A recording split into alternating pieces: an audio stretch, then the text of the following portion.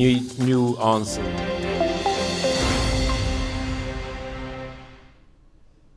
Hello and welcome. You're watching NewsX and I'm Megha Sharma. The U.S. trade representative officials have now proposed that the 12.5% tariffs under Section 301, which targets 60 economies, including India, over what D.C. describes as a failure to effectively prohibit and enforce restrictions on the import of goods produced with forced labor.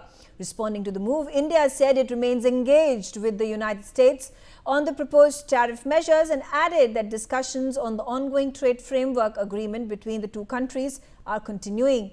The announcement came while American officials are in India to discuss the details of the framework agreement, which Commerce and Industry Minister Piyush Goyal has said is close to finalization. Officials from both sides have held multiple rounds of extensive discussions covering key issues including market access, agriculture tariffs and more. And on the other hand, the U.S. Ambassador to India, Sergio Gore, revealed that the negotiations for the trade agreement are 99% there. He further reiterated it will be a win-win situation for both America and India. The U.S. Trade Representative is also expected to release its report on the second probe launched by it dealing with the excess capacity in 16 countries, including India, in what is seen as a move to replace the temporary 10% that are in place till July 14th. Let's open up this conversation. On the telecast with me are my panelists. Let me quickly get in Sushil Singhal, who's a former diplomat. Sushil Singhal, thank you very much for joining us. And of course, how do you interpret these mooting of the 12.5% tariffs by the U.S. government on India and 59 other economies? Well, we all know that, how the President Trump is using tariff as an instrument of his foreign policy. And once he lost the case in Supreme Court under this IEPA, he is looking, at that time also announced that he will look for the alternative because he said that time that they have alternative laws in hand. Of course, we all know about Section 301 investigation. It's a well-established system. And earlier also, he used this balance of payment rules of 10% when they impose 10% tariffs. So idea is because they have to return their their money which has been collected under earlier regime, which was Supreme Court has declared that to be illegal, and so they were looking for the alternative. So what this is being done, I think, is just to continue with this policy of imposition of tariff, the ground which has been taken, I think, not only against India, but UK, China, Australia, all the countries which were earlier affected. There's a similar list of the countries, and clearly shows that what is the idea, in my view, is also maintain, like you mentioned about the VTA, which is being negotiated. They are, I think they want to keep that in their hand to, continue to pressurize India. Okay. And countries like India to have a leverage and so that they can get concessions on the VTA when just being discussed. Peter Cardillo, he is a chief market economist at Spartan Capital. He is joining me from New York. Peter Cardillo, I would want to understand from you the very basis of proposing these 12.5% tariffs on countries that are importing goods or raw materials that are using forced labor, and it is primarily being targeted at China. How legal is this? Is this legal? And is there any possibility of these tariffs being rolled out in the coming months? Well, to begin with, this is under Section 301. So, the Supreme Court did knock down the reciprocal tariffs. And of course, this is, you might say, somewhat of a gimmick in terms of forced labor. And of course, it's not only India, but it's about 60 countries. I think it's just another way of the Trump administration trying to rebuild his tariff wall. Will it go through? I don't know. Is Mr. Trump using this as a bargaining basis? Most likely. India made a statement saying that they are still engaged, which means that their negotiations on the tariffs is continuing. So I would suspect if India thought that there was any real possibility that this extra 12% tariff could be imposed, they would probably walk away from the negotiating table. And that doesn't seem to be the case. So I think it's, at the end, it's probably a way of trying to force many of these nations that have not yet reached a trade agreement in obtaining one. So Okay. I don't think that they'll go through in the present form. Surinder Singh Lali, do you think India is going to be pressured into signing a deal because of these proposed tariffs? We see that the Assistant U.S. Trade Representative Brendan Lynch is already in India with his team. There are negotiations taking place. Now the narrative is building that there is 99% of the deal that is already done with. There's only 1% where these problems lie, or these hiccups or these kinks are that are going to be ironed out. That's what America is projecting, but that is also what India is projecting, with the Commerce Minister saying that only the dots and the commas remain to be put in that in the final draft. So how does this look like? Do you ever see these 12.5% tariffs ever seeing the light of the day? Thank you, Megha. Such a pleasure and honor for me to be here. And it's a pretty tough question. I mean, trying to figure out what the mercantilist Donald Trump has up his sleeve. I mean, the trade delegation is in town, and then they're throwing these extra 12.5% tariffs.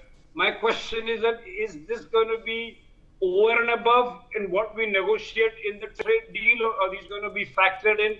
That's one.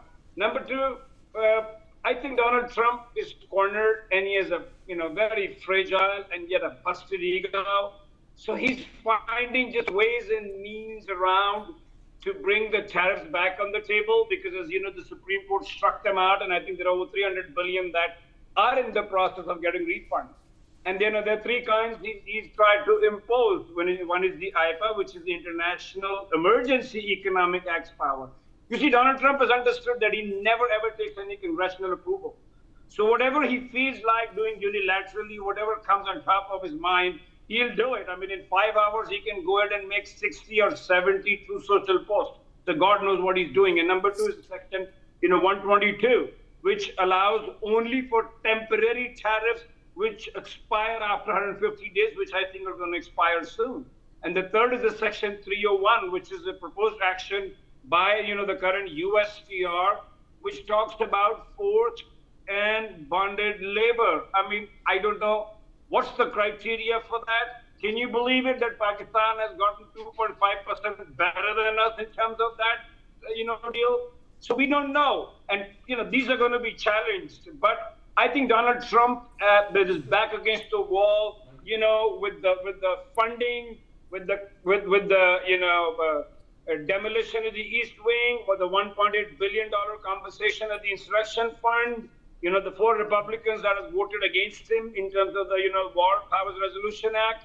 So I think he's getting cornered from all ends, and this is just a desperate attempt for a businessman who probably has dealt with banks before that and doesn't understand what politics and diplomacy is, and simply wants to behave and rule like a king. So I don't know. I mean, this is absolutely a very oxymoronic and a paradoxical situation while the trade deal is happening, and yet he's going out and putting these, tariffs, which most of them are temporary and will be challenged in the court of law. So maybe it's a tough call to comment on the mindset of Donald J. Trump. Okay, Mitali, quickly coming to you, and let's hear your point of view as well. If at all these tariffs were to be imposed, is India is India in a position to bear them? Keeping in mind we already have an economy that is flailing, our currency is depreciating and it has nosedived in the last few months. Our foreign investors are dwindling. In fact, we have tried to make changes and build in subsidies to allow for these foreign investors to come and invest. There has been a change that has been brought in by the RBI just a couple of days ago. How does this pan out when it comes to keeping the momentum going in ensuring that our economy is stabilized and we are able to negotiate a deal that is beneficial to our economy, our people, our country? Absolutely, absolutely. Thanks for bringing me into the conversation. As I start, I want to give some very clear data points, which are going to be very critical for our discussion in the next, few minutes. The first is the US debt to GDP ratio currently is at 134% of GDP, and it's about $39 trillion projected for 2026. The second one is that only about 70% of this debt is national debt that is held by US nationals, which means a third of US debt is actually held by countries outside of the US, a lot of it being held in China. The third data point, which is very critical, is that the cost of the Iran war so far is about $29 billion as of mid-May. And the most important icing on this cake is exactly what Dr. Lali said, that $300 billion worth of tariff revenue, which was imposed by the illegal tariffs that President Trump introduced without taking through Congress, are now gone from the government coffers. So what is very clear is if you bring in this sort of a desperate attempt of, trying to invent forced labor allegations against those very people with whom you've had the longest trade relationships. I'm saying let's not even talk about India being one of those countries, right? Japan, Australia, UK, Europe, all of these countries will face the 12.5% tariff that he's proposing. Now, how do you tell me that the working conditions of labor are worse in Europe compared to the US? It is not possible because Europe has some of the highest minimum wage rates in the world and has some of the best working hours and conditions in the world.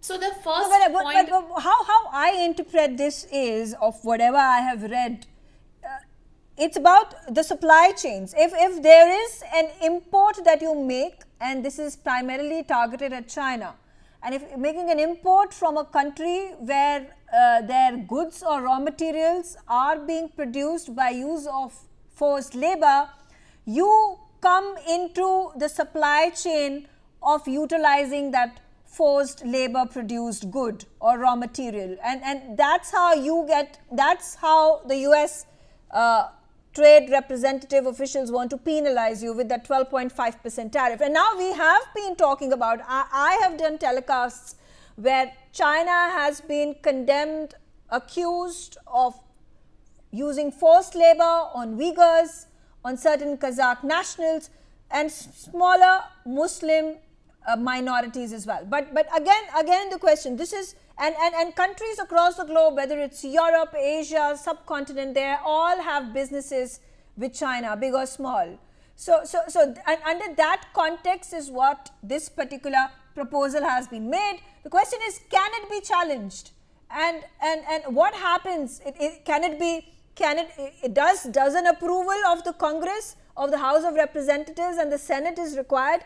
How does it play out politically? How does it play out in terms of legalities? I do want to understand this from Peter Cardillo. Peter, can this be just ad hoc approved by the US President, and there's nothing that the Senate or the House of Representatives can do to scrutinize this and then come to a decision that is more judicious and well thought out for? Well, of course, Congress can take up that debate, but it certainly would have to be challenged by the courts. And I would suspect that somewhere along the line, someone is going to challenge it via the court system. And just like the reciprocal tariffs were challenged at the lower courts and then found their way to the Supreme Court. And look, you have to remember, the law is the law. And if this is within the realm of the law, then it becomes less of a challenge. But if it's not, and if it's within the realm of the law, then it becomes easier to challenge. And I would imagine that somebody will challenge it. And most of these sections are terminated within a certain period of time. So I don't know. I don't know the legality of that because I'm not, a lawyer. I'm not a trade lawyer, that's for sure. And if there is, if they are imposed, then they are automatically expire at a certain time. And again, I'm not sure if that's the case in this particular section. But getting back to the root of the question, can it be challenged? Of course it can be challenged. Okay, all right. I'm going to come to Ambassador Singhal. What about countries? 60 economies are going to bear the brunt of this because, out of the women fancy of US President Donald Trump, there's another proposal of a tariff. Whether it is legal, unwarranted, whether it is justifiable or not, can countries also challenge this particular section that has been mooted? Well, this. Let me just go back, on Section 301 investigation. This is, the first stage. Let me tell you that. And after that, we have a time. There will be public hearing. And then by 3rd July, we can give the written submissions also. After that, because it's a quasi-judicial process. It's not that, like in India, we do the investigation. Similarly, Section 301 investigation, the countries who are affected have a right to represent in the hearing. They will be represented and they can give the written submission also. So this is an announcement, but it is not a determination. Let me tell you that here. So it will take time. Okay. The actual activity will take time. So we have a right to challenge it. Can we go to the court? Yes, there is a question mark on that. But certainly it will be, because it's a quasi-judicial determination. So the US side has to also come out with evidence, which has to be shared with us. And we will also give him the counter argument. So that kind of process will go on in this.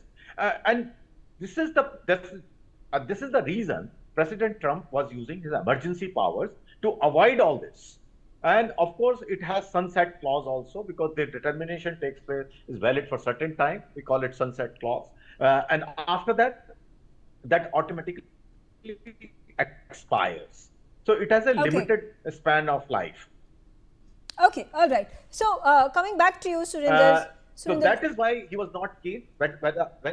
Yeah, Surinder Ali, quickly coming to you. Now, is this a pressure tactic that is going to work for India? Because we seem to be so close to the deal, and that has happened previously, and then we are so close but so far apart all the time. Well, Megha, thus far the pressure tactics haven't worked. We haven't succumbed. We haven't done a Pakistan with them. I mean, if you look at the way, Donald Trump thought that Iran would capitulate pretty much like Venezuela did, look what happens. I mean, Iran is now setting the narrative. And if you ask me, Iran is the next super powerful country in the world, because the might of the Israeli and the American army has not been able to bring it down to the knees. I mean, Benjamin Netanyahu is playing Donald Trump. Let's not talk about the dog wagging the tail, it's the tail wagging the dog. So finding rationality and prudence, I'm sorry, I'm not trying to belittle one of the most powerful men in the world with his hands to the nuclear code, but I don't think he has rationality or prudence in what he does. I mean, look what he's done in Iran. The entire world he's made out a mess out of it. I mean, the GCC countries are running helter-skelter. You know, there is ICE issues at home, gas prices, affordability prices, and there's a Republican rebellion too brewing. So I don't think he understands what he's doing, and that's why the Republicans have understood that maybe Donald Trump doesn't want to come for the third time, but we will be losing the House for sure. Now it's probably to save the Senate. Yeah. So yes, they will be challenged, and Donald Trump has very short-term, you know, he plays the game of chicken. He has very short-term approach and solutions to simply try and threaten. As I said in my previous remarks, he's been dealing with banks, and even there he has, I think, 5 or 6 bankruptcies. Now, dealing with international politics and especially subterranean issues of the Middle East, where he sends Jared Kushner and Steve Witkoff. I mean, Steve Witkoff is known for making, you know, malls in New Jersey, and Jared happens to be son-in-law who's trying to acquire a new island now in Albania. So these are very non-serious people that he's employed, and these are people who don't understand, you know, the intricacies and the sensitivities. That if nothing else, China has become more powerful, Russia has become rich again, Iran is more powerful, NATO's under the bus. So look what he's done. I mean, he's made a global, you know, a kabuki circus of the entire world. Mitali, last word from you before I wrap up this conversation. How should India deal with this fresh threat, I would say, a tariff threat? No, absolutely. I think right now the government of India has put its best foot forward. We have the Ministry of Commerce, which is negotiating. I think at this point, India should recognize that India is in a position of strength. What the Americans want is for India to purchase a large quantity of oil, both from American companies as well as the American companies operating in Venezuela. We've seen that the deputy and the acting prime minister of Venezuela are in India today. She's meeting with Prime Minister Modi, and those negotiations are also going on. So we have a position of strength when it comes to oil markets, being one of the largest purchasers of oil in the world. The second position of strength we have is our markets and our consumption. Even in the midst of this war, India is one of the fastest growing economies in the world, and that is powered by all of the consumption that our different segments are doing, not only in tier 1 cities but in tier 2 and tier 3 cities. The third aspect is really the investment and investment returns that India offers, because India offers very high investment returns for manufacturing companies, services companies, and we also offer a very talented AI workforce. So very honestly, taking all these into account, India has a very strong position. The tariffs are illegal. The tariffs cannot be applied. So we must keep our negotiations strong and not give in. Okay. All right. On that note, I'll take a short break. I thank all of you for joining me on the telecast, sharing your views, and thanks for watching NewsX.